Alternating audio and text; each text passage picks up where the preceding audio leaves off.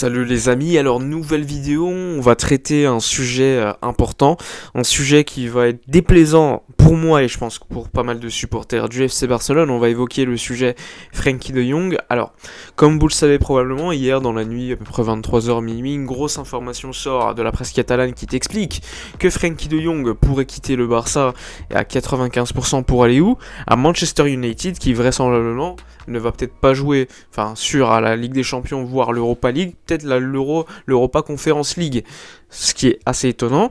Donc en lisant cette information, tu as tous les réseaux sociaux qui se sont enflammés logiquement. Frenkie de Jong reste un joueur d'une immense qualité, parlant entre de 70 à 80 millions d'euros, sachant que sur le marché anglais, tu as des joueurs beaucoup moins qualitatifs qui partent au même prix.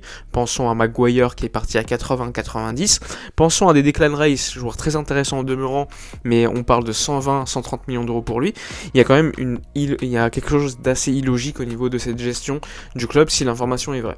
Un peu plus tard dans la soirée, il y a une information cette fois-ci qui vient d'Angleterre qui te dit que Frenkie de Jong et Manchester United aujourd'hui c'est pas du tout d'actualité. Donc on va essayer de tempérer, on va essayer de patienter. Mais pour avoir discuté avec certains membres qui connaissent un petit peu les comptes du FC Barcelone, eh bien, ils t'expliquent tout simplement que les plus gros salaires, Messi, Frenkie de Jong, Coutinho, qui d'ailleurs lui aussi va partir à Aston Villa définitivement, et d'autres joueurs, eh bien, Messi aussi l'année dernière, Griezmann, tous ces joueurs qui avaient les plus gros salaires du club, eh bien, ils sont tous en train de partir tout simplement parce que l'économie du club est insoutenable. Sauf certains joueurs qui restent, il s'agit des joueurs catalans qui eux ont baisser leur salaire de manière drastique, mais qui vont récupérer cet argent ensuite via des paiements différés. Donc, on va dire une gestion illogique, parce que te débarrasser d'un joueur comme Frenkie de Jong, si c'est confirmé, c'est reculer en arrière dans ton projet s'il y en a un. Pendant de longs mois, Frenkie performait, était le meilleur joueur du FC Barcelone avec Messi l'année dernière, je tiens à le préciser. On l'a toujours changé de poste, toujours changé de rôle.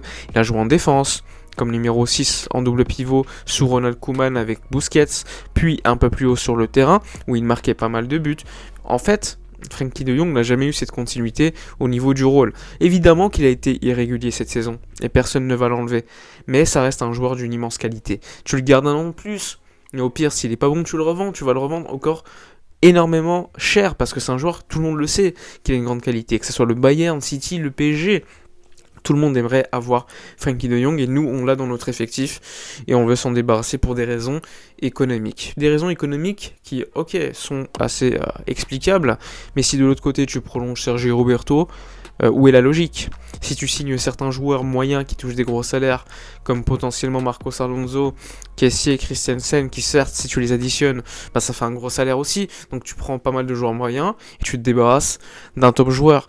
L'inverse qui a été dit par Laporta il y a quelques mois, c'est-à-dire je ne prendrai jamais de joueurs moyens que des top joueurs, et je prendrai des joueurs de la Masia. Aujourd'hui, on considère que les joueurs de la Masia, certes, montent, ils ont de la qualité, et encore certains n'ont pas le niveau et devraient partir, mais au niveau de la gestion des top joueurs et des joueurs moyens, la réalité aujourd'hui c'est que le Barça est en train de recruter que des joueurs, on va dire, moyens, pas plus, et ça c'est un désastre.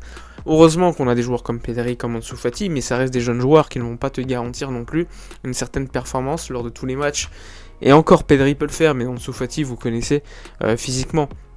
On est en train de tout mettre nos œufs sur le même panier sur Ousmane Dembélé, qui est certes un joueur qui peut faire la différence, mais qui va pas te marquer beaucoup de buts, qui va peut-être pas être aussi régulier que ça.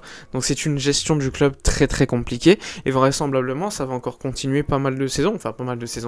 Peut-être que l'année prochaine ça va changer, et encore ça va être petit à petit, parce que l'économie du club a été détruite, je le rappelle encore une fois, par l'ancienne direction, par des transferts et salaires pharaoniques. Mais la direction de Laporta a fait quand même des choses intéressantes au niveau de la baisse des salaires, il n'y a rien à dire. Mais de l'autre côté, pour sauver l'économie du club, ils sont prêts à ne pas respecter une gestion sportive logique. C'est-à-dire prendre des joueurs moyens, alors qu'au même prix, tu pourrais avoir des joueurs d'une plus grande qualité. Brozovic était libre, Mazraoui était libre, tu avais les moyens pour prendre des joueurs aussi intéressants que cela. La réalité, c'est que non, on n'a pas fait ces deals. Donc aujourd'hui, la situation concernant Frenkie de Jong, on va prendre en compte les informations, c'est-à-dire que son potentiel départ est possible. Et de l'autre côté, les médias anglais tempèrent. Mais la réalité, c'est que depuis quelques semaines, que ce soit sur les réseaux sociaux en Espagne, t'as pas mal d'attaques à l'encontre de Frenkie de Jong, alors que c'est un joueur mais immense, tout le monde le voudrait. Et ça, c'est incompréhensible de la part des supporters Blaugrana d'Espagne. Enfin bref, j'espère que la vidéo vous aura néanmoins plu. Je sais que c'est des mauvaises nouvelles. Bon, on va parler assez rapidement quand même de Coutinho. Coutinho qui va partir pour Aston Villa pour 20 millions d'euros, vraisemblablement plus 50% à la revente pour le FC Barcelone. Donc pour moi c'est un bon deal, il lui reste un an de contrat, irrégulier, il n'a pas sa place, gros salaire pour le Barça qui s'en débarrasse définitivement. Ça n'a pas été encore officialisé au moment où je fais la vidéo, mais ça devrait arriver. Une bonne décision pour moi de la part du club de s'en débarrasser. Mais sinon, globalement, quand tes recrues potentielles, c'est Marcos Alonso, Azpilicueta, Rafinha, que je respecte beaucoup, qui est un joueur de grande qualité, mais c'est pas non plus un top joueur mondial confirmé, eh bien, tu te rends compte que le club aujourd'hui est dans une situation qui est semblable, on va dire, bon, au Milan AC, à la fin des Maldini, des Nesta, où il y avait un changement de cycle à effectuer qui n'a pas été fait. Et après, on sait que le Milan a mis quasiment 10 ans pour revenir, voire un peu plus. Heureusement, nous, on a quand même des jeunes joueurs de qualité qui pourraient, allez, on va dire, permettre au club de ne pas avoir une aussi longue durée du désert. Aujourd'hui, on est certes qualifié en Ligue des Champions, on a les moyens encore d'attirer certains joueurs, mais le problème c'est qu'on attire des joueurs qui vont te servir à faire une transition le temps que l'économie du club revienne dans une situation, on va dire, normale. Sauf que ces joueurs moyens ne font pas rêver et ne vont pas te permettre de lutter, selon moi, pour la Liga, sachant que la concurrence, ne vous inquiétez pas, Mbappé, Rudiger, voire d'autres joueurs de qualité qui vont arriver.